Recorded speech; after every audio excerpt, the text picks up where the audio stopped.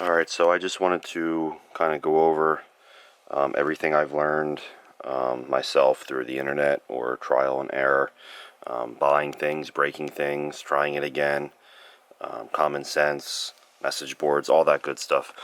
When it comes to lighting, LED specifically, I guess, as well as probably more so focused in the automotive application world. So basically, we'll go over, I mean, a lot of you guys obviously already know this stuff, but I wish there was a video like this that I saw and had someone to ask questions on when I first started playing around with this stuff. I'm not a professional by any means. I'm sure there's a lot of stuff I don't know. I know there's a lot of stuff I don't know. There could be things that I'm wrong in this video, which I'll gladly take someone correcting me and helping me learn further. So take all that into consideration. I just want to kind of go over, I guess, different LEDs, different sizes of LEDs, types of LEDs, equipment, tools, regulators, power supplies. Here we have two different power supplies. So, with all that being said, and actually, let me take a minute. Best company for LED lighting.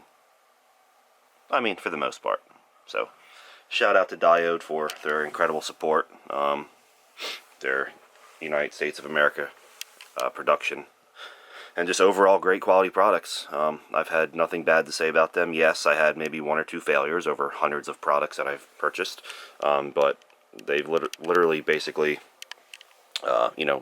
given you a replacement with no hassle, and it's been working ever since. So yes, there's other companies, TRS, Morimoto products, yeah, they're reputable as well, I guess, as far as if you want to look at the entire internet of products that are out there and ones you should or shouldn't be using. I can recommend them as well.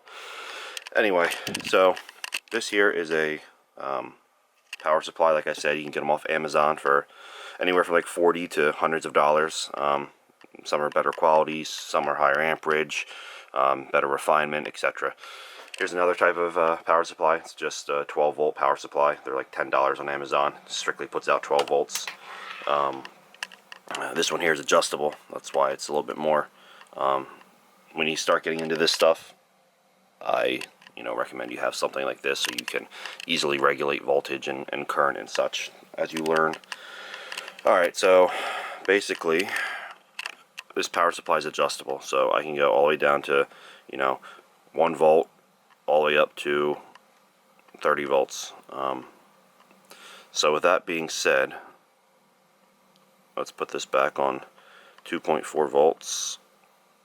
Alright, let's start with LEDs. So I'm not going to go too much in depth in terms of what they are and whatnot, but we're going to focus on the types of LEDs I have here, how they work, how you control them, the differences, etc. So if you look here, basically we have 5 or 6 different types of LEDs. They're ranging from what a lot of people overseas call power LEDs, which are these. It's the same thing as what we have on the board here, my little ad hoc heatsink. They're 3 watt LEDs, so they make these in 3 watts, 1 watt, 5 watts, 10 watt. We actually even have a 100 watt LED here, so that's a fun project.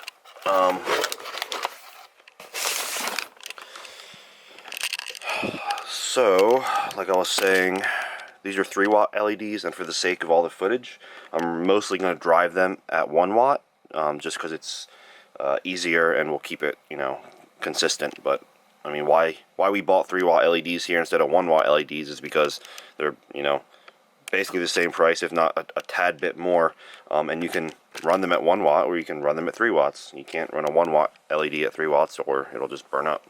The other reason is mainly because my voltage regulators here, current regulators here, LED drivers, it's regulated at 300 milliamps, 350 milliamps, and this one's actually adjustable. I can put it what I want, but because these are constant, really made for 1 watt chips, we're just going to drive everything here as far as these 3 watt LEDs at 1 watt. So here we have a 50-50 LED chip, a whole bunch of other ones, the 35, sorry, 5730s, 3528s. The numbers, as far as I understand, are really just the size of the LED. So, you know, it's a 50/50 is 5 millimeters by 5 millimeters, which is why it's a perfect square. You know, the 5730s are 5.7 millimeters by 3 millimeters. So that's what these are here. We have them in white, we have them in amber, we have them in red. So let's start talking about that. Basically, each LED requires a certain voltage to be driven at. So the 50/50 LED here requires a minimum of, honestly don't remember, let's see here. The 50/50s require a minimum of 3 to 3.4 volts. The 5730s in white require 3 to 3.2 volts. And all those can be driven at different amperages. So basically what that means is the 3 to 3.2 volt 50/50 white LED has a forward current of 150 milliamps. That's what you should drive it at safely. The highest the maximum amperage you should drive it at. Here, this 3528 LED, which is just a little bit smaller, it's also white, driven at pretty much the same voltage, but it can only be driven at 20 milliamps. That's a fraction. So it's a fraction of the 50/50 chip. It's also going to be a fraction of the brightness or output. Alright, so I guess now let's focus on testing some of these and seeing how they work. So what I'm going to do is we're going to set our power supply here at 2.4 volts, and we will start with the brighter chips. So we'll take a amber power LED or 3-watt chip, and if we look at what that gets driven at, it gets driven at anywhere from 2 to 2.4 volts at a maximum current of 400 to 500 milliamps. Sorry. So we have it at our voltage, and let's see what happens when we connect it up.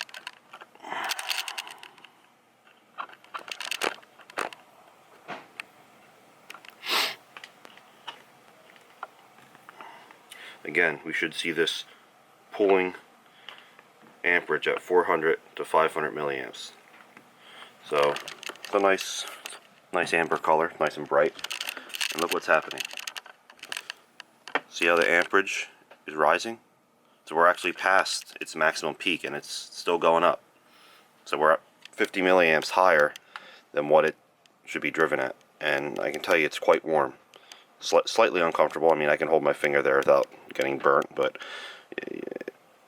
it's you know, it's basically getting driven higher than it should. And why that is because as it's running, and as you saw it started at, what did it start at? Right, 480, which is between your 4 and 500. It slowly keeps creeping up. So why that is because as the diodes start consuming amperage, they actually start getting hotter and hotter, and as they get hotter and hotter, they consume more and more past their limit. So I don't know if that's, you know, why that is. I don't know if that's just a side effect or a symptom of LED technology themselves, or if that, you know, is something more just in generic circuitry or whatnot. If someone could answer that for me, then I would know. That would be awesome. Also,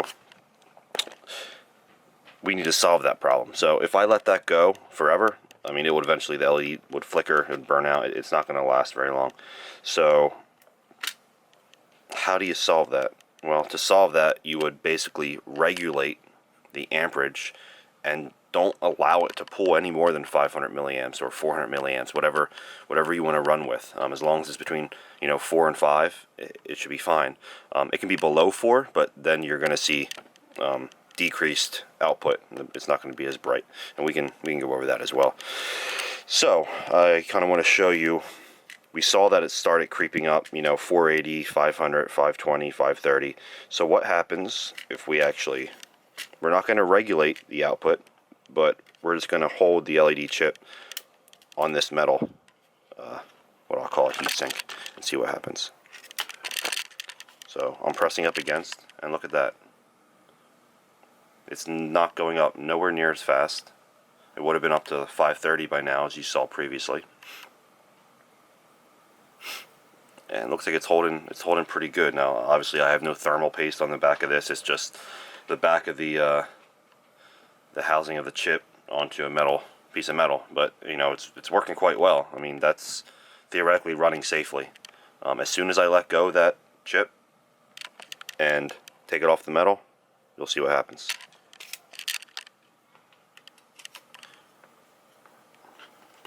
And actually, what you saw what happened there was I let the positive lead on the chip hit the metal while it was grounded as well from the back, and we just blew out that chip, shorted it out. That's pretty awesome. Glad you got to see that. So let's get another chip. This one's no good.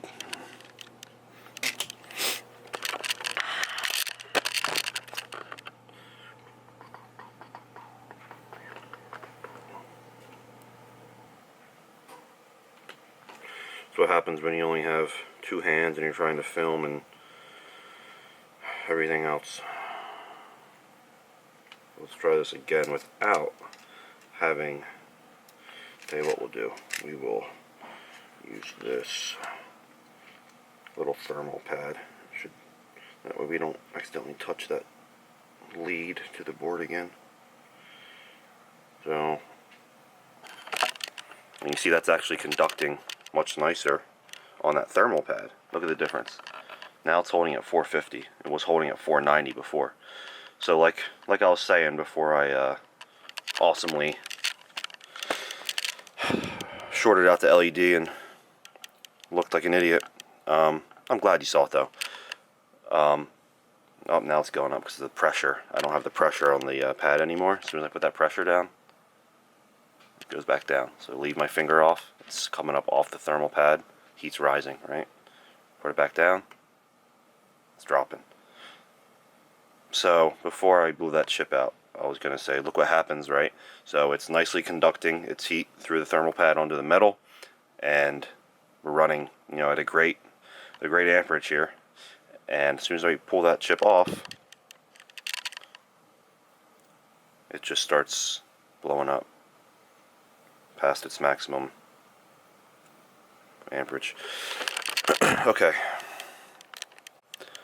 So the goal here was, in an automotive application, obviously we need to be able to control that. In any application, you need to be able to control that. We can't have the chip, you know, heating up and pulling more amperage unexpectedly or uncontrollably, and then just having products fail. Definitely in a, you know, situation like a charging system in a car where the voltage, you know, you can't even control the voltage either. It's not even just basically controlling the amperage, it's controlling the voltage too from the charging system. You're going from anywhere from 12 volts to, you know, 15 volts. So we'll get to that. That's a separate topic that's related. But going back to this, how can we keep an amperage at a specific level? So to do that, right, we're just going to regulate it. So if we connect this back up, we're at our 450. What you want to do is turn your amperage dial, and I'm guessing this is just kind of like connected to a potentiometer or something inside here on a board. But as we turn this down, you'll notice that eventually we'll go from constant voltage to constant current, meaning we're regulating the current. There you go. So you'll see that number dropped because we're actually regulating the current into this chip now. It's not going to go higher than 440. This is a more fine adjustment, and you'll see 430, 420, 410, 400. And what I want to show you here is, we'll go back to 500, and hopefully you can see this on camera. But what I'm going to do is I'm going to manipulate the amperage here, and I'll film the chip, and you should hopefully be able to see the brightness change. I have all the exposure settings locked, so we're fluctuating between 200 and 500 milliamps here. Alright, So that explains regulating amperage into a chip. Alright, so let's move on to the next chip, and we'll work with these 5730 orange chips. They run from 2 to 2.2 volts, and they only run at 60 milliamps, so much less bright than the power LEDs or 1 watt, 3 watt LEDs that we just were showing at 4 to 500 milliamps. So I have one here, and I want to show you the difference on how quickly these will basically kill themselves if you don't regulate the amperage. So I have it pressed down on the thermal pad, just to help with slowly controlling the amperage a little bit more than if it wasn't on there. So we're at 2.2 volts now. Look how bright it starts out at, and watch how quickly it dims. Again, this should only pull a maximum of 60 milliamps. So we connect up negative lead. See how bright it is? Hopefully you can see that it's getting very dim, slowly killing itself. It's all the way up to 330 milliamps. So a chip that's supposed to run at a maximum of 60 went all the way up to 330, and it's pretty warm in a matter of seconds. Even while kind of, semi controlling its thermal conduction here, which really isn't doing a lot. So I showed you it, and hopefully you saw it on the video here of being bright and getting pretty dim. Let me actually show you the physical numbers changing. Right when we connect it, starts right out at 80. Look how fast it's climbing. We're already past double its consumption maximum. In my opinion, this chip is no longer reliable. Even after it cools down, I don't know. Who knows what's wrong with it? I would not use this chip in any application. It's basically done. So let's now regulate, that consumption. So let's actually start. We'll regulate it first. We'll come down low, then we'll connect it. And you see we connect it, and nothing's even happening because we're regulating it so low that it's not getting anything. So as we slowly turn this up, there.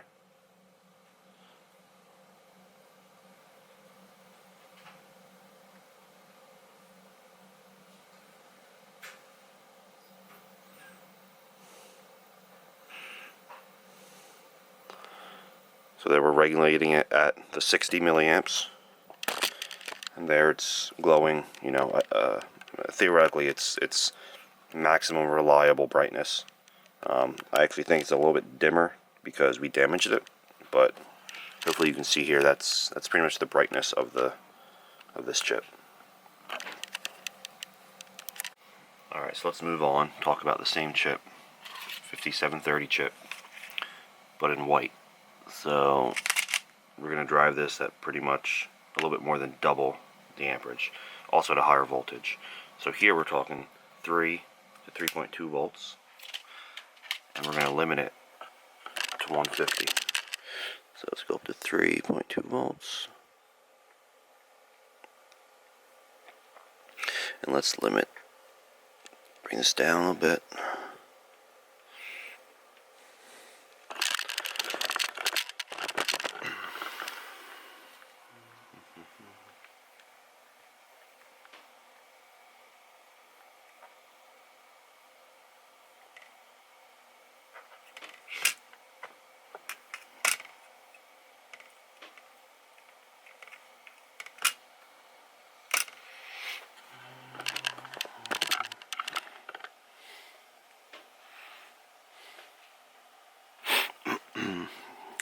Alright, I'm going to slowly turn up the amperage regulation.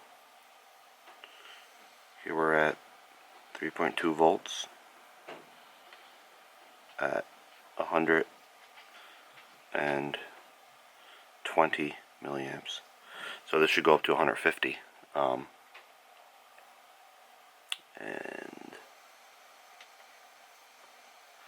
We're at 150 right there. Now we'll slowly manipulate the regulation here, and you should be able to see it getting brighter and dimmer, hopefully, on the camera as we go between 150 and 100 milliamps.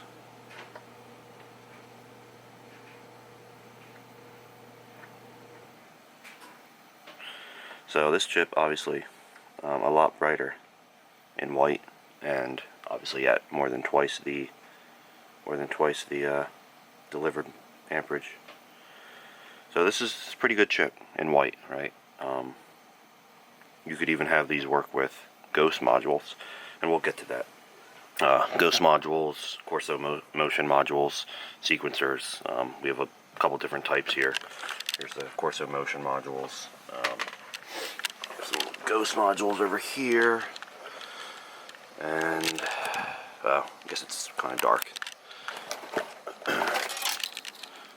Got some tail lights. Go over some tail lights. Go over actually modifying and controlling OEM LEDs on boards. How to isolate these and sequence them so you don't even have to worry about wiring up, your own aftermarket LEDs that you have to purchase with your sequencers and whatnot.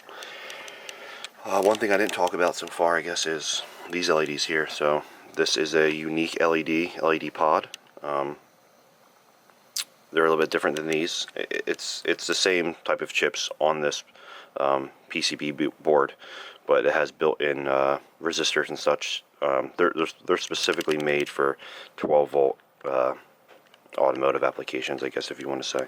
Same exact concept here. This is a 12-volt chip, or designed for 12 volts anyway. It's a power LED. A lot of people talk crap on them that they run too hot. They do run at a higher amperage than these LED pods, which is probably why they run hotter and theoretically may work themselves loose after the solder heats up and weakens on the board. Anyway, we'll go over stuff like that. So we went over a couple chips so far. I think I'll stop here and continue this later. Actually, you know what? Before we end this video for now, here we have those same 60 milliamp Ampere chips, which were the 5730s. However, as you can see here, I have 3 of them, and we're running them in parallel. So we should be able to apply the, 2.2 volts that it needs. 2 to 2.4 volts at 60 milliamps each.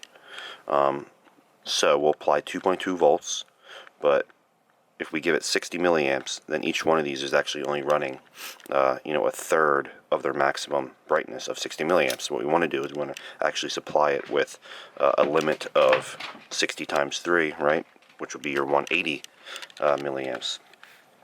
So when we do that, let's see what they look like. And the benefit of this, right, is one of these, as you saw, was not, very bright. However, if we do 3 of them in series, then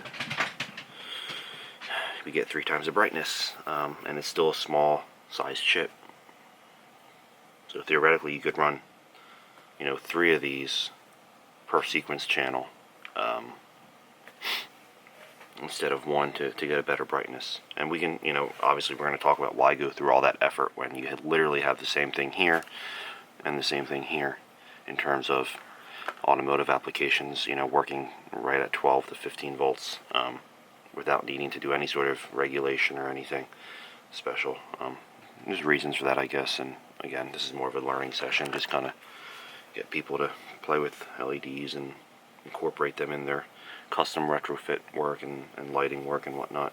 I find that fun anyway. That's why I'm making this video. And maybe you guys don't really care. I guess we'll see the effects of dislikes or boos or whatever. And if that's the case, I guess we won't bother making any more. Alright, so we wanted to run this at 2.2 volts. Running at 2.2 volts. And what we want to do here is start at a lower amperage. Alright, let's connect these up. So again, we're going to be running these at 2.2 volts. And slowly bring the amperage up.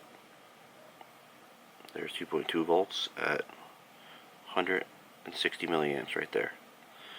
So you should be able to see them slightly getting dimmer and brighter, I hope. So there's what 3 chips basically looks like at full brightness compared to that one amber at 60. These are all running at 60 at the same 2.2 volts though.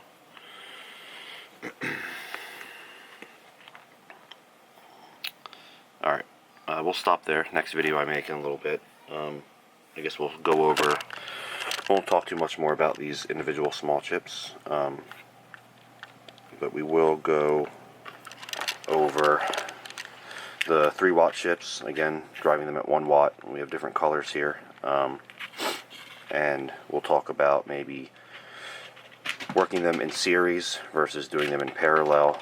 I'll show you amber, red, and white, and then we'll also look at regulating them so we can use them in headlights, taillights, any sort of voltage fluctuating environment, like a car's charging system and whatnot. So starting with the next video, if I get that, get to that later today, we'll focus on the red, amber, and white power LEDs, driving them in series or in parallel.